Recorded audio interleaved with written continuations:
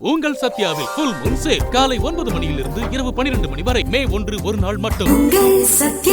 Periyar Maniamma Institute of Science and Technology, Tanjavur, AAA with specialization in electric vehicles and energy engineering. IBC Tamil நேயர்களுக்கு வணக்கம். இன்றைய சிறப்பு நேர்காணலில் நம்மோடு இணைந்திருக்கிறார் ஐபிடிஎஸ் திருநாவுக்கரசு அவர்கள். வணக்கம். வணக்கம். என் தமிழ் தோழர்களுக்கும் அன்பு சகோதரருக்கும்.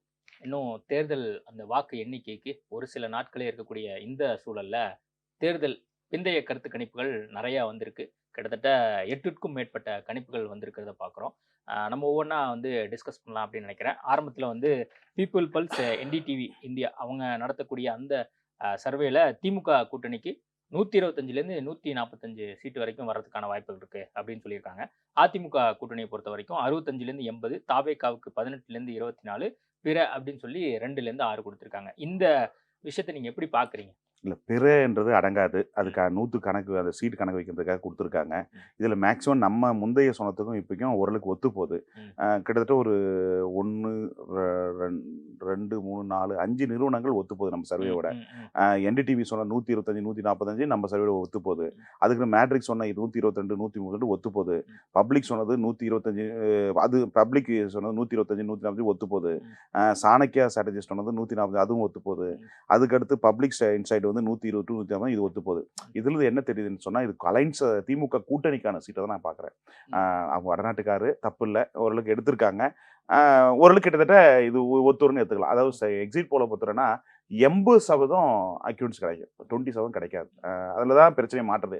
எக்ஸிட் போல் பல பிரச்சனை. இப்போ நான் எக்ஸிட் போல் எடுத்தேன், நான் விடாத காரணம்னா சரியா வரல, அதனால தான் விடலை. விட்டா நான் ஒரு சின்ன டவுட்டுக்காக கேட்குறேன், பார்க்கக்கூடிய நேர்களும் புரிஞ்சுக்கிட்டோம். பொதுவா எக்ஸிட் போல் எப்படி எடுப்பீங்க, எந்த நேரத்தில் எடுப்பீங்க?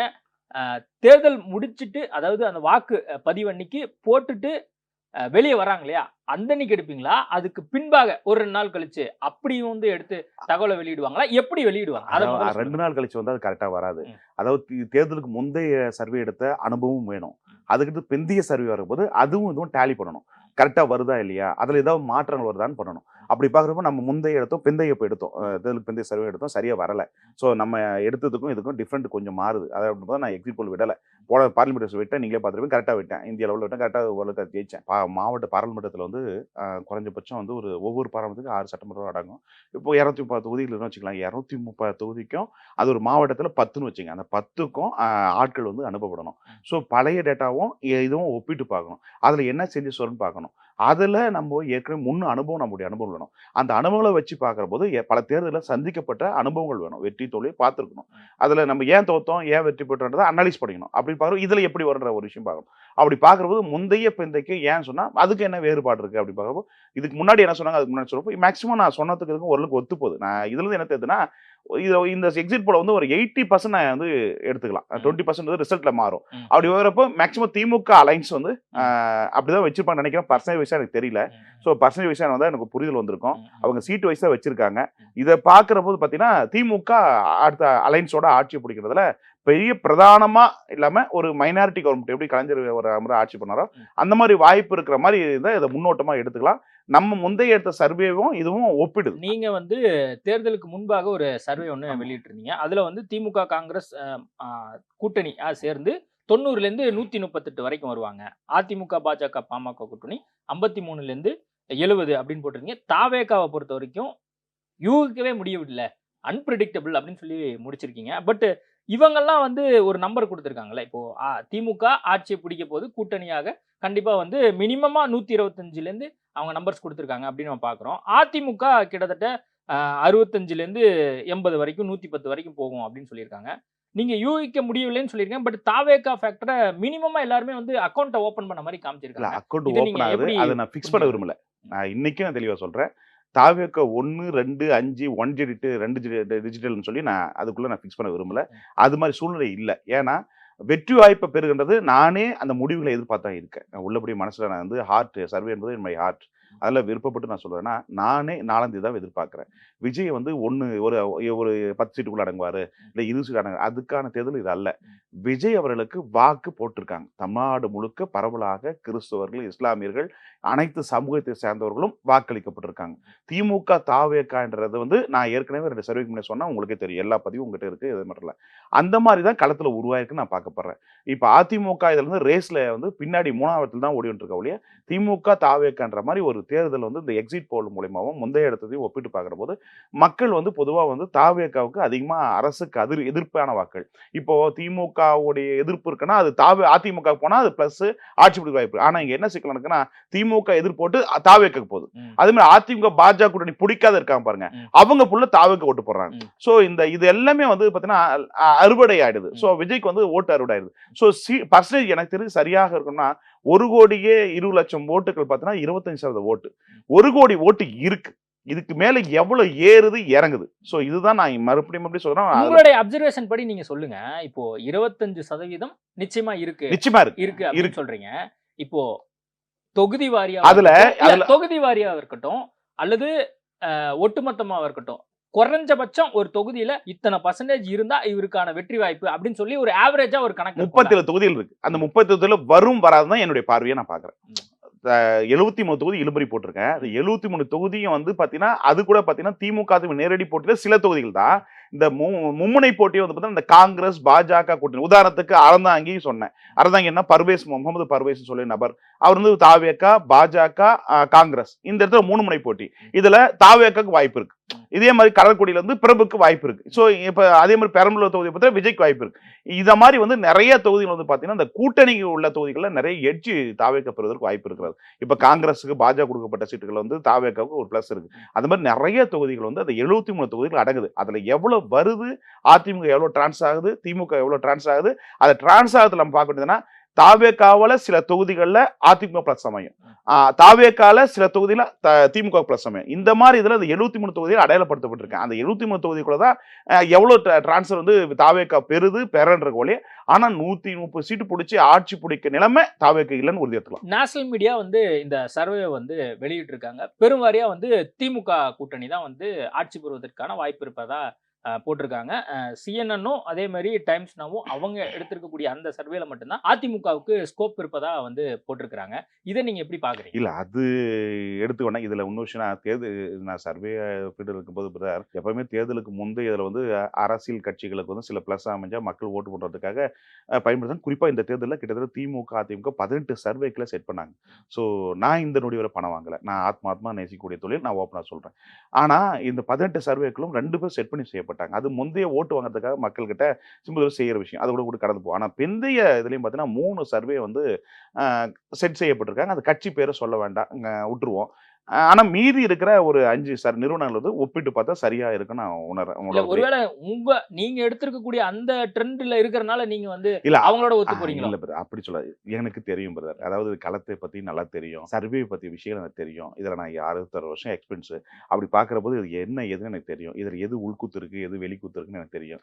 அதுல இது உண்மைத்தன்மை எது உண்மைத்தன்மை அப்படி பாக்குற போது என்டிடிவியை நான் ஏத்துக்கிறேன். எனக்கு ஒப்பிடுன்னு எடுக்கிறேன். மனசாட்சின்னு ஒண்ணு இருக்கு, அதுபடி உடன்படணும். அப்புறம் போது மேட்ரிக்ஸ் சொன்னது ஏத்துக்கிறேன், பப்ளிக் சொன்னது அது ஏத்துக்கிறேன், அப்ப சாணக்கியா ஸ்ட்ராட்டஜி சொன்னதை ஏத்துக்கிறேன். அதுக்கு அடுத்து இந்த பீப்புள்ஸ் ஸ்ட்ராட்டஜி இருக்கு இல்லையா, இன்சைட், அதுவும் ஏத்துக்கிறேன். மீதி வந்து ஒரு 3 நிறுவனம் பெயர் சொல்றோம்ல, அது வந்து ஒரு அசைன்மெண்ட்டுக்காக செய்யப்பட்டது. அதுக்குள்ள அது உங்களுடைய பார்வையா கூட இல்ல. அது மே 4ஆம் தேதி வந்து மக்கள் வந்து அப்படிதான் தீர்ப்பு கொடுத்திருக்காங்க. மக்கள் பார்வைக்கு விட்டுருவோம். நான் என்ன கேட்க விரும்புறேன்னா, இப்போ வந்து 2-3 சர்வே அவங்களுக்கு ஃபேவரா வருது அப்படிங்கிற ஒரு சூழல் இருப்பதா ஒரு விஷயத்த வந்து கட்டமைச்சிருக்காங்க அப்படின்னு நீங்க சொல்ல வரீங்க. Okay right. நம்ம இப்ப தாவேக்கால கட்டமைக்கலாம், ஆனா எக்ஸிட் போல கட்டமைக்க கூடாது. இப்ப தாவேக்காவுக்கு குறைஞ்சபட்சம் நீங்க யூகிக்க முடியவில்லை அப்படின்னு சொல்லி உங்களுடைய அந்த தேர்தலுக்கு பிந்தைய கருத்து கணிப்புல சொல்லிருந்தீங்க. இந்த முறை நீங்க ஏன் வந்து கருத்து கணிப்பு நீங்க வெளியிடல? சரியா வரல. ஏன்னா கணக்குல வந்து இப்ப சாம்பிள் சைஸை வச்சு மட்டுமே சர்வே வந்து நம்ப முடியாது. எண்ணியல் பண்பியல் உழைப்புக்கு உட்பட்டு நம்முடைய முன் அனுபவம் வைக்கணும். அதுக்கடுத்து இப்ப தேர்தல் வந்து எந்த பக்கம் வியூ பண்ணணும் பார்க்கணும். புதுசா வந்து பாத்தீங்கன்னா இஸ்லாமிய ஓட்டுகள், கிறிஸ்துவ ஓட்டுகள், அனைத்து சமுதாய ஓட்டும் பெரிய லெவல் டிரான்ஸ் ஆகுது. கிட்டத்தட்ட 1 கோடி ஓட்டு உறுதியா தெரியுது. அதுக்கு மேல நான் எதிர்பார்க்கறது 1.46 வந்து விஸ்திரமான தேர்தலா மாறிடும். சோ அதுல இது என்ன நான் படித்தல் இல்ல, அது வந்து நீங்க ரிஸ்க் எடுக்க விரும்பலையா? இப்போ உதாரணத்துக்கு மை இந்தியா அவங்க வந்து ஆக்சிஸ் மை இந்தியா வெளியிட்டு இருக்காங்கல்ல, அந்த ரிஸ்க் அவங்க எடுக்கிறாங்க. இப்போ நீங்க சொல்றபடி 1 கோடி ஓட்டு நிச்சயம் தாவேக்கா வாங்கும் அப்படின்னு நீங்க நினைச்சு வச்சிருக்கீங்க. ஆமா. 1 கோடியே 46 லட்சம் அவர் வந்தாருன்னா இது மிகப்பெரிய ஒரு தேர்தலா வாய்ப்பு இருக்கு அப்படின்னு நீங்க சொல்றீங்கல்ல, அந்த ரிஸ்க் உங்களால ஏன் எடுக்க முடியல? எடுக்கல, சரியா வராது. கரெக்டா சொல்லணும். ஏன்னா அது மிகப்பெரிய சவாலா இருக்கு. நான் உண்மையை ஒத்துக்கணும். மனசார ஹார்ட்னு சொல்லிட்டேன். ஏன்னா தாவேக்கா பொறுத்தவரை 35 37 சீட்டு பர்சன்டேஜ் வாங்கி வெற்றி பெறணும். அதுல சிக்கல் இருக்கு. ஸோ அப்படின்ற போது நம்ம வந்து நிறைய தொகுதியில் 30% வாங்குற அளவுக்கு வாய்ப்பு இருக்கு. இந்த 73 தொகுதியிலும் 30% வாங்க நிறைய தொகுதியில் அது வரலாம், வராமல் போகலாம். ஸோ அப்படி இருப்பா நம்ம மனசாட்சி படி நடக்கணும். அப்படி போது நம்ம முடிவு ஃபிக்ஸ் பண்ணுறது வரணும், வராமல் போச்சுன்னா தப்பு. ஆனால் திமுக வரது நான் ஊர்ஜிதமாக இருக்கேன். நான் கிட்ட 4 சர்வேவும் பார்த்தீங்கன்னா விட்டத்தில் நான் அதில் தெளிவாக இருக்கேன், எந்த மாற்றம் இல்லை. அதே மாதிரி அதிமுக நிலைப்பாடும் தெளிவாக இருக்கேன், நாம் தமிழ் நிலைப்பாடும் தெளிவாக இருக்கேன், சசிகலா ராமதாஸோட இதில் தெளிவாக இருக்கேன். ஆனால் அங்கே தெளிவில்லாத விஷயம்னா தாவேக்கா வந்து என்ன பர்சன்டேஜ் ஓட்டு வந்து சரியாக வாங்குறாங்க. கிட்டத்தட்ட 1 கோடி ஓட்டு உறுதி செய்யப்பட்டது. அதுக்கு மேல கிட்டத்தட்ட 1.46 வரை நான் எதிர்பார்க்கிறேன். அதுக்கு மேல போச்சுன்னா வேற லெவல்ல தொங்கு சட்டம் அமைஞ்சிடும். சோ அதுக்கு மேல போதா போலையானதா வாய்ப்புகள் எதுவும் இருக்கிறதா நீங்க பாக்குறீங்க? வாய்ப்பு ரொம்ப குறைவுன்னு பாக்குறேன். மேபி சொல்லவும் முடியாது. ஏன்னா ஒரு பேய் அலை மாதிரி ஓட்டு போட்டுருக்காங்க, சுனாமி அலை மாதிரி ஓட்டு போட்டுருக்காங்க தாவேக்கு.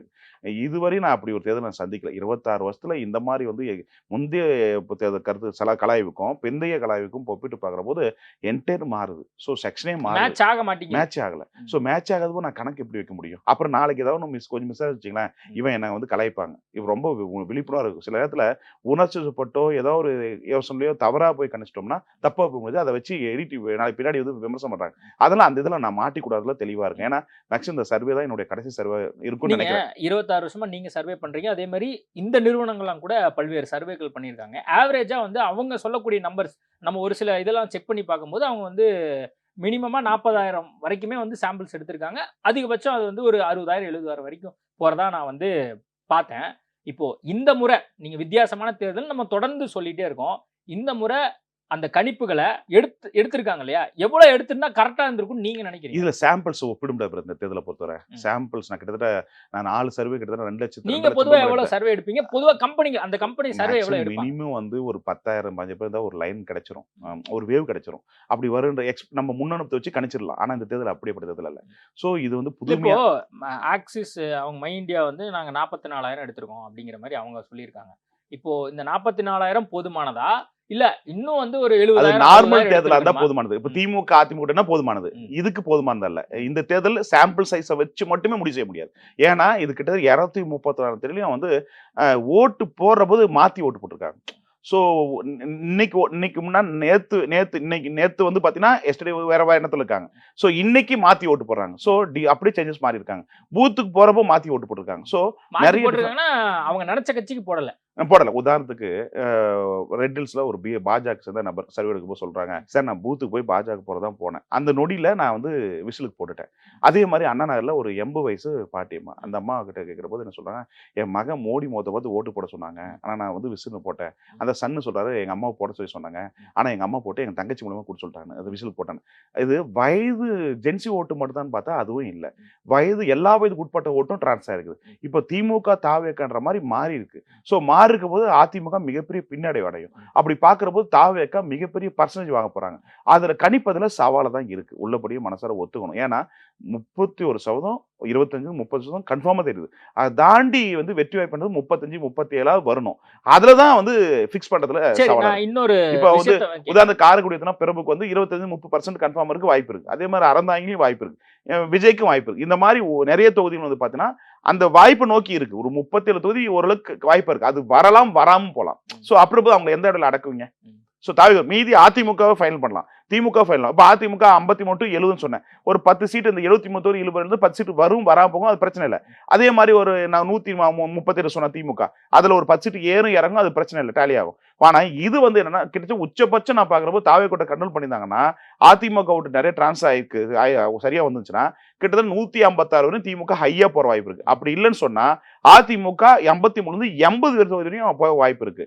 தாவேக்க பொறுத்தவரை கிட்டத்தட்ட ஒரு 9 தொகுதியில இருந்து கிட்டத்தட்ட ஒரு 13, உச்சபட்சம் 25 தொகுதிகள் அந்த வாய்ப்பு இருக்கு. அதுல இறங்கலாம், ஏறலாம். சோ தாவேக்க பொறுத்தவரை கன்ஃபார்மா இத்தனை தொகுதி ஜெயிக்கிற. இப்ப 3 தொகுதி சொல்றேன், அதை தாண்டி மற்ற தொகுதி எல்லாம் கன்ஃபார்ம் வருன்றதை ஊர்ஜிதப்படுத்த முடியாது. ஏன்னா எடுத்ததுக்கும் வந்ததுக்கும் என்டையர் மாறுபட்டு இருக்கு. ஸோ அதில் பணம் வாங்கிட்டு ஓட்டு மாற்றி போட்டிருக்காங்க. ஸோ தேர்தல் அறிக்கை சொல்லப்பட்டதும் இம்பாக்ட் ஏற்படுத்தலை, தலைவருடைய பிரச்சாரமும் இம்பாக்ட் ஏற்படுத்தலை. அப்படிங்கிற போது ஒரு ஒரு விஷயம் எஸ்ஐஆர் என்பது புதுசு, ஸோ பர்சன்டேஜ் என்பது புதுசு.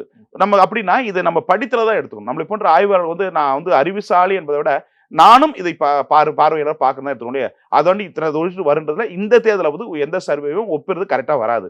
இப்போ நான் சொல்றேன்னா இந்த எக்ஸிட் போலோ நான் சொன்னதை கூட ரிசல்ட் நாளந்தி வரப்போ டெஃபினட்டா மாறும். அதுல எந்த மாற்றம் தாவேகாவினர் மிக நம்பிக்கையா இருக்காங்க. ஒரு பக்கம் வந்து நாங்க 140 சீட்டுக்கு மேல நாங்க எடுக்க போறோம் அப்படிங்கிற நம்பிக்கையை அவங்க வெளிப்படுத்தக்கூடிய விஷயத்தையும் நம்ம பார்க்கிறோம். ஒரு பக்கம் யார் யாரெல்லாம் வந்து முதல் முறை வாக்காளர்களா இருக்காங்களோ அவங்க பெருவாரியா வந்து தாவேகாக்கு போட்டிருக்காங்க அப்படிங்கிற விஷயத்தையும் வந்து நம்ம பார்க்கிறோம். அதே நேரத்துல பெண்களும் அதே மாதிரி நீங்க சொல்லக்கூடிய பல்வேறு தரப்பட்ட மக்கள் அவங்களுமே வந்து தாவேகா ஆட்சியை பிடிக்க போகுதுன்னு சொல்லி நிறைய பேர் வந்து அவங்களுடைய சோசியல் மீடியால பதிவு பண்றதையும் நம்ம பார்க்கிறோம்.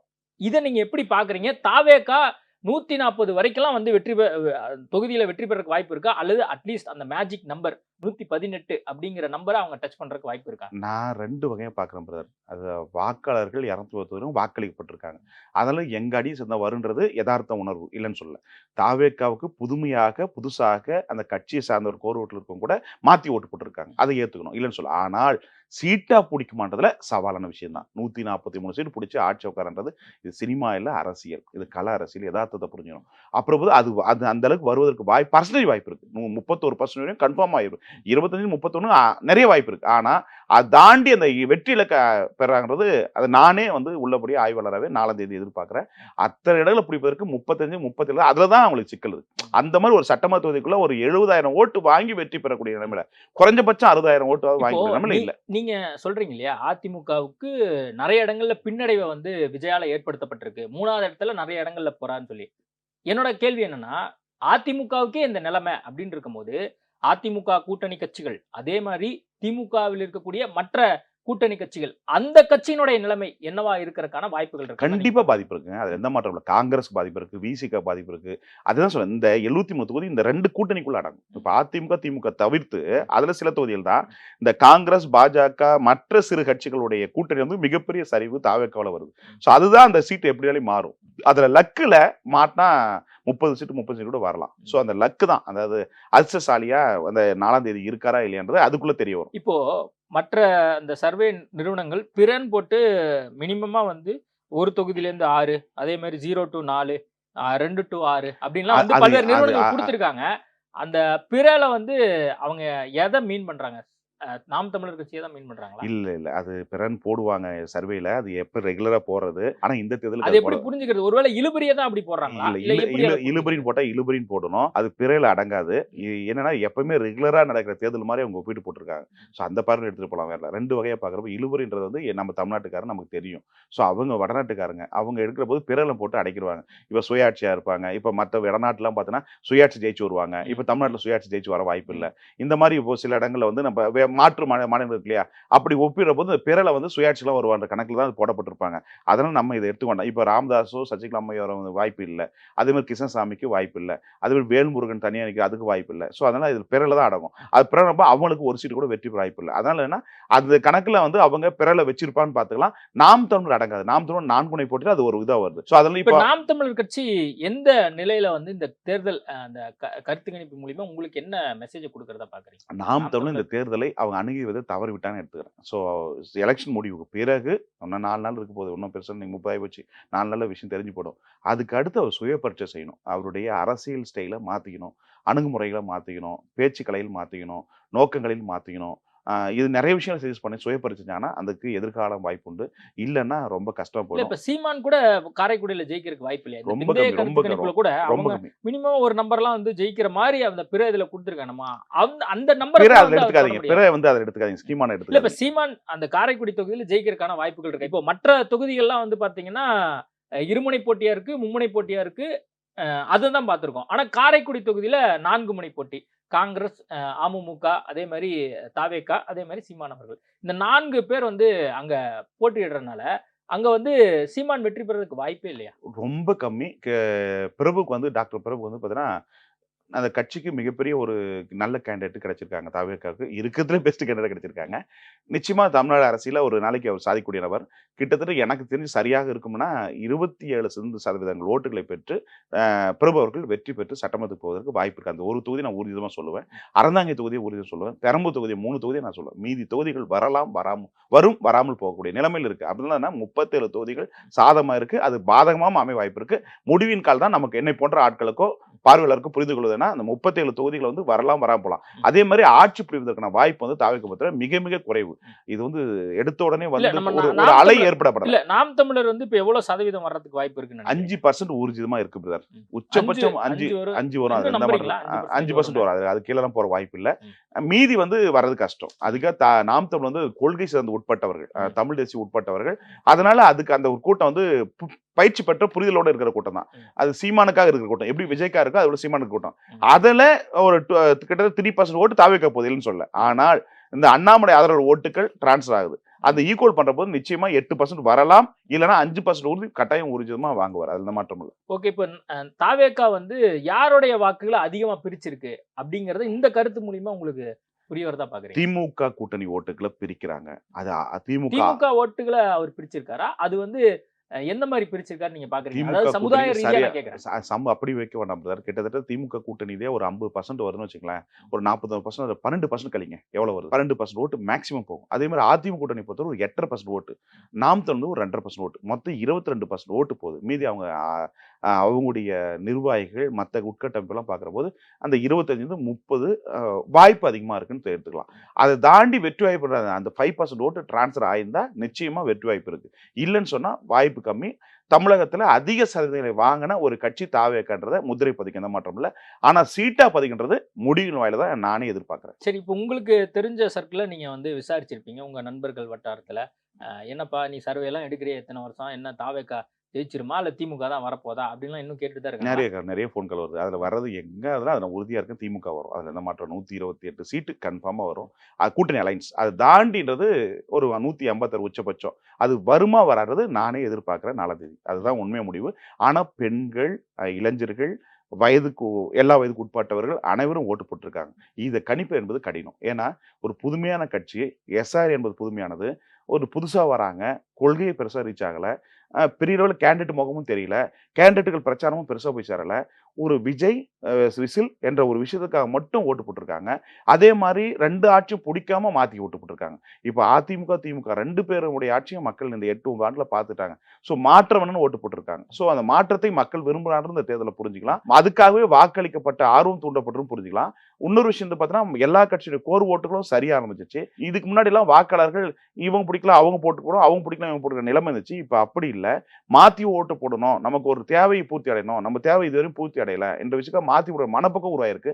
இதனால என்ன தேர்தல் இந்த தேர்தல் முடிவு நிச்சயமாக எக்ஸிட் போல் முந்தைய போல விட கொஞ்சம் மாறி வருவதற்கு வாய்ப்பு இருக்குன்னு பார்க்கலாம். திமுக ஆட்சிக்கு வருது அப்படின்னா அவங்க தனிப்பெரும் கட்சியாகவே வந்து ஆட்சிக்கு வர்றதுக்கு வாய்ப்பு இருக்கா, இல்ல கூட்டணியா தான் அந்த நம்பரையே அந்த மேஜிக் நம்பர் தொட முடியும்னு நினைக்கிறீங்களா? திமுக 90 தொகுதிகளில் வெற்றி பெற வாய்ப்பு இருக்கிறது உறுதியாக சொல்லலாம். அதை கடந்து வருகிறது அலைன்ஸா தான் வர வாய்ப்பு இருக்கு.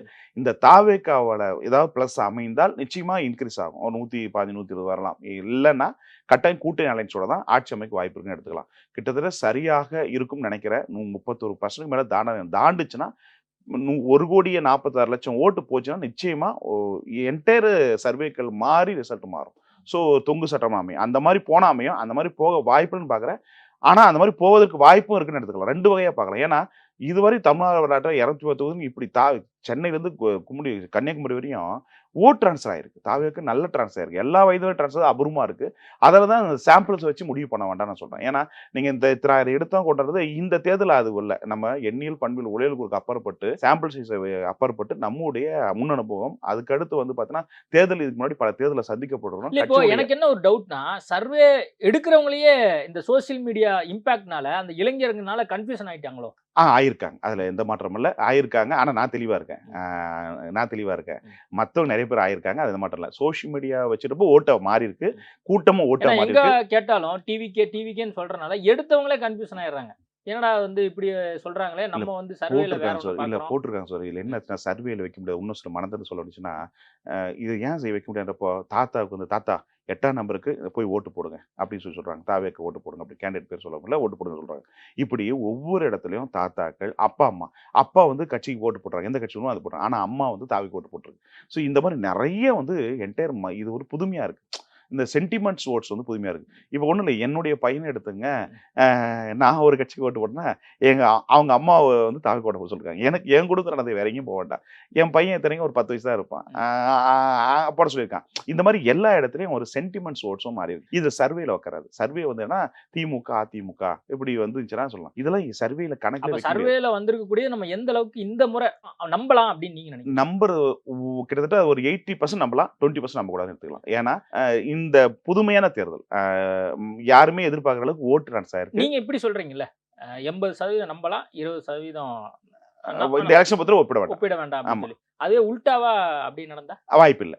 வாய்ப்பில்ல. அதாவது திமுக வருன்றது உறுதிப்படுத்தலாம் நண்பர். திமுக அலைன்ஸோட வருதுன்னு உறுதிப்படுத்தலாம். ஆனா, பல சீட்டுகள் அதிகமா வருன்றது கன்ஃபார்மா அப்ப முடியாது. அதிமுக ஆட்சி வாய்ப்பே இல்லையா? வாய்ப்பே இல்ல. கிட்டத்தட்ட எனக்கு தெரிஞ்சு சரியாக வரும்னு நினைச்சேன்னா, என்னுடைய சாம்பிள்ஸ் எடுத்த வயசுலயும், சர்வே எடுத்த முன்னனுபவத்தையும் சொல்லும்போது, கிட்டத்தட்ட ஒரு 80 தொகுதிகளில் அதிமுக மிகப்பெரிய ஒரு தோல்வியை சந்திக்கும்னு எதிர்பார்க்கலாம். மிகப்பெரிய வரலாற்றுல எம்ஜிஆர் ஜெயலலிதா உருவாக்கின இயக்கம் மிகப்பெரிய சரிவை 4 பார்ப்பீங்கன்னு எதிர்பார்க்கலாம். கலைஞர் ஜெயலலிதா மறைவிற்கு பிறகு இந்த தலைமுறை ஈர்ப்பு மக்கள் மீது குறைஞ்சிருக்கு. முன்னெல்லாம் கலைஞர் மேல ஒரு பற்று இருப்பாங்க, ஜெயலலிதா மேல பற்று இருப்பாங்க, இந்த மாதிரிலாம் இருந்துச்சு.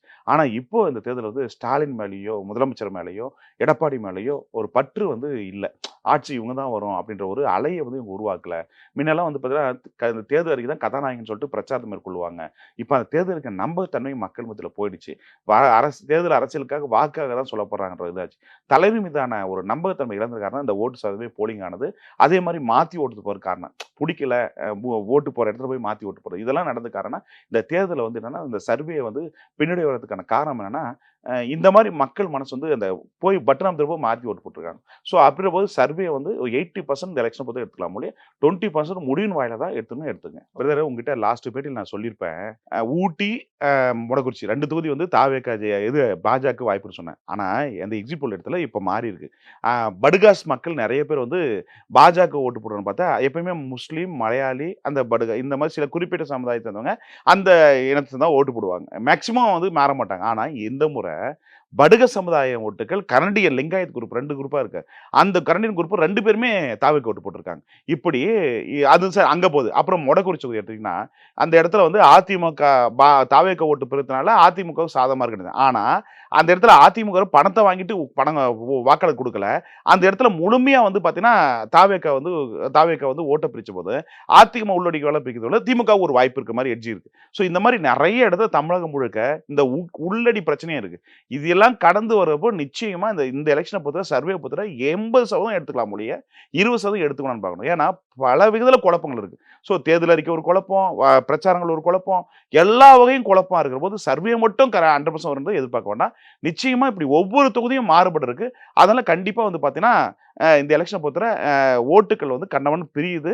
நம்ம முந்தையக்கும் இன்றைக்கும் மாறுபட்டு இருக்கு. அதெல்லாம் எக்ஸிட் போல் சொல்லியிருந்தா கூட 80% அதில் உள்ள எடுத்துக்கலாமலே, மீதி எடுத்துக்கூட நான் பார்க்குறேன். ஓகே, நிறைய விஷயம் கொடுத்து பேசியிருக்கோம். நேர்காணல் கொடுத்து மிக்க நன்றி. ரொம்ப நன்றி. தமிழ் தோழர்களுக்கும் உங்கள் சென்னை இருக்கும். உங்கள் சத்யாவில் ஃபுல் மூன் சேல் காலை 9 மணியிலிருந்து இரவு 12 மணி வரை மே 1 ஒரு நாள் மட்டும். Periyar Maniamma Institute of Science and Technology, Tanjavur, AAA with specialization in electric vehicles and energy engineering.